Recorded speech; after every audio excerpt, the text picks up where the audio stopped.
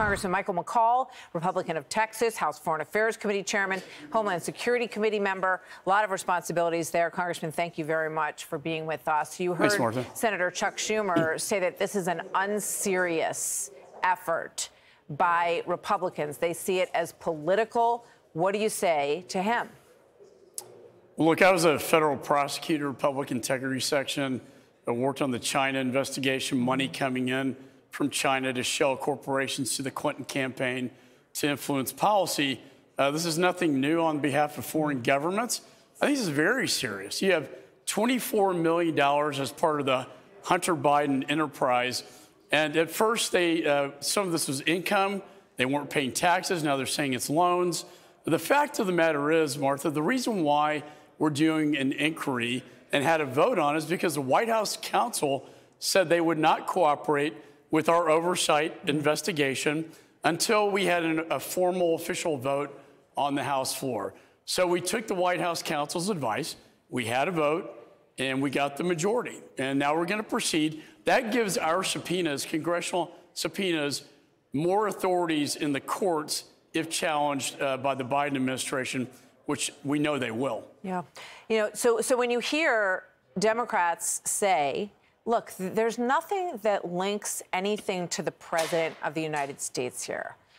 Given your background as an investigator, prosecutor, tell me a little bit about what you think does draw a connection between these two things. And, you know, just keep that hat on, right? When you look at the actual evidence that links it to President Biden, what do you see that you think makes this road worth going down? Well, the thing that, for me, in my prior position, raises a big flag is that the president, now president, then vice president, said there's a firewall between his office and the Hunter Biden businesses, the shell corporations.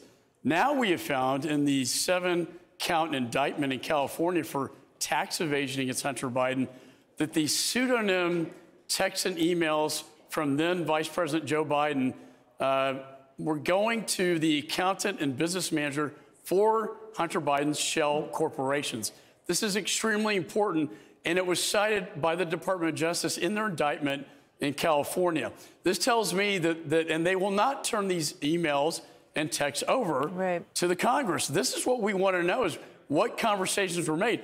We're not prejudging the matter. We want all the facts and evidence to come in, but we can't do that until we do what the White House counsel asked us to do, and that was to have an official inquiry vote on the matter. Yeah, I mean, we know that the Obama administration had concerns that Hunter Biden was going with his dad on these trips to China and Ukraine, and that he was seeking business deals at the same time. There's evidence that they were not happy about any of this, and that they wanted it to stop, but that because he had just lost his son, Beau, they decided not to ruffle feathers on it. And we also know there were all of these, over 150 suspicious activity reports that banks filed. They're not, you know, we're going to assume for the purposes here that they're not politically motivated in, you know, going through things and saying, this doesn't smell right, 150 times in terms of these transactions into all these shell companies. So that's what put up the red flags here. But yesterday, Hunter Biden came to Capitol Hill, sort of. He came to the sidewalk, and he held his own press, news sort of opening statement, is what I called it yesterday, of his case. And he walked away from, snubbed the congressional subpoena that he was given just hours before he was supposed to appear. So Republicans were not happy about that. Oversight Chair Comer already prepping a contempt charge for him. Congressman Chip Roy didn't hold back when I spoke with him yesterday about it. Watch this. Hunter Biden is basically an ongoing domino fall of stupid decisions and stupid statements, saying his dad wasn't involved in financial dealings. We'll see if that's true, but that is a big tell to me.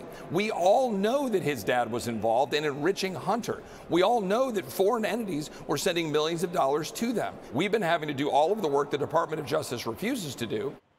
Yeah, I mean, the question remains, what was he getting paid to do? And there's another email that says that he was paid for introductions. In that speech yesterday, which was unexpected, they thought he was going to show up and answer questions. He tore into Republicans, Chairman, and he said that they were taking the light of his dad's love and presenting it as darkness. The White House and President Biden himself not exactly open to questions about any of this. Watch. The president was certainly familiar with what his son was going to say. They are proud of him continuing to rebuild his life. They are proud of their son. Is the president okay with his son defying a congressional subpoena? I'm just not going to get into specifics on that. Mr. President, should your son have defied the subpoena? Did you watch? Well, these are the questions that the president has dodged for years since the campaign back in 2020. The New York Post cover this morning, with its sort of classic New York Post style, has this headline: Mr. Grift goes to Washington. Congressman, what's going to happen to Hunter Biden now? Well, I think he's in deep trouble. Not only the gun charge in D.C., but the 7 counts of tax evasion now against him are very serious. That's why, for those who say this is a political exercise, no, it's very serious.